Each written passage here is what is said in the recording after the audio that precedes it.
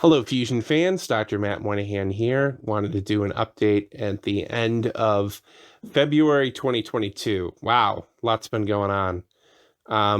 For those who didn't see, there were 4 funding announcements by private fusion companies in the last 4 weeks or so.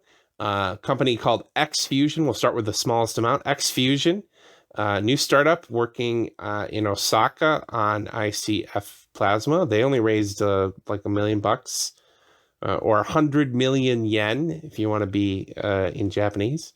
And they're trying to do an ICF-based private fusion effort.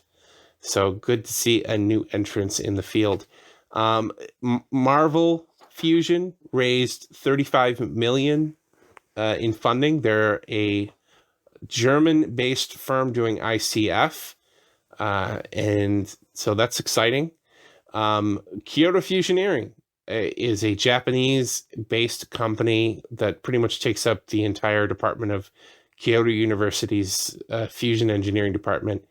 And they have a gentleman, Richard Pearson, who is in the UK, and then they have external communications in Vienna. And they raised $11.7 million in private capital. Nice seed fund from them. And then First Light Fusion announced a $45 million raise this month with the lead investor, Tencent. Tencent, for those who don't know, is a giant Chinese telecommunications company. They do phone apps. They do things like WeChat, which is a very popular phone app in China. Tencent should be of concern to the U.S. government because there's a lot of rivalries between the United States and China in the tech industry, and there's been accusations by the American government that Chinese companies like Tencent are essentially buying up American technology or competing technology. So this is a concern for the United States. They should be paying attention. If a Chinese giant like Tencent is investing in fusion, it's actually a big deal. So 4 raises, if you're counting, that's a little over $90 million between all these different firms in the last 4 weeks going into fusion, and most of the money into ICF-based companies. So very interesting. There was also this past week a national forum organized by Livermore around writing an inertial fusion energy plan, national plan for the United States. And it was fun to be part of that. It was all virtual, and it was kind of cool to see all these different people from different institutions in one large virtual room, and then have these breakout sessions where different ideas were thrown around. I am amazed by the amount of ideas that exist relative to the amount of funding that has been given to ICF, IFE, and the amount of stuff that's actually been built and explored. There's a lot more stuff out there, like, for instance, active cooling of lenses. Very interesting idea that would increase the rep rate of an IFE plant.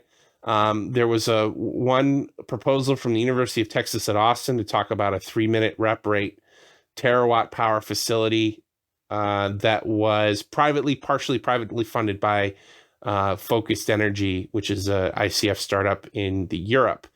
So, and then there's other innovations around target manufacturing, target placement, active cooling of the lenses, as I mentioned, the lithium ion blanket, tritium breeding, tritium separation, and energy capture.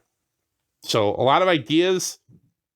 And there's really no excuse for the United States not to have an IFE program now that NIF has essentially shown us a burning plasma. It's just not acceptable anymore. They can delay, and they have delayed, and they have dragged their feet and dragged their feet and dragged their feet.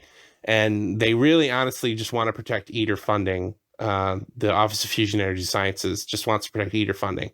It's unacceptable. It's unacceptable at this point, given the amount of progress that ICF has made, and given the amount of interest that fusion is getting broadly. It's just, OFES is not leading, and they're not doing enough. They're really just, frankly, not doing enough. So anyways, exciting workshop. And then there's updates from SuperOx. They posted something online that they are projecting that they as a company want to produce 800 kilometers, that is almost 500 miles, of superconducting wire in the year 2022, which is almost a 2.5-fold increase in the amount of HTS that was produced last year. And that was a 2-fold increase in the amount of HTS that was produced the year before in 2020.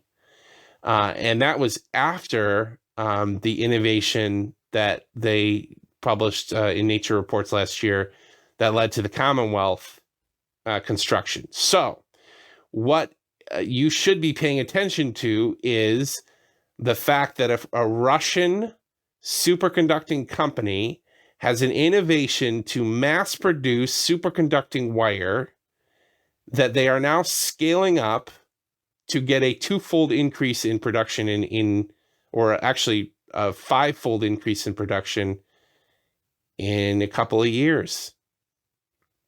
And if American manufacturing firms want to keep up or compete, they need to step their game up. They need to get into this. They need to understand the innovations that the Russian SuperOx, the firm in Moscow, developed, and they need to duplicate it. And we need to have a national conversation about cheap superconducting wire and what it means for fusion and what it means for motors, generators, MRI machines, wind turbines, and other applications. Because this is happening and private fusion is driving it. So very interesting news from SuperOx.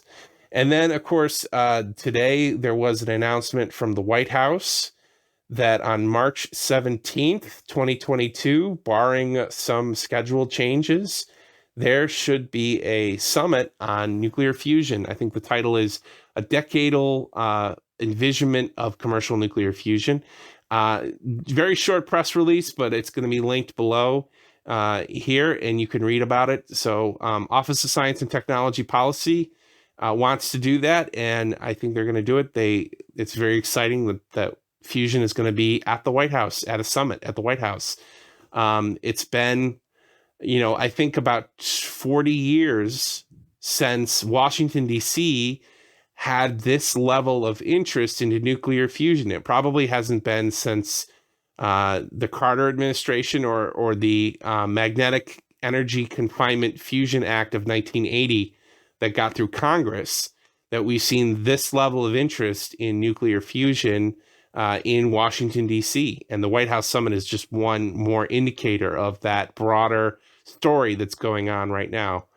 So very exciting time for fusion. I'm keen to keep seeing what's happening. It's very exciting. And then hope everyone stays safe out there. Take care.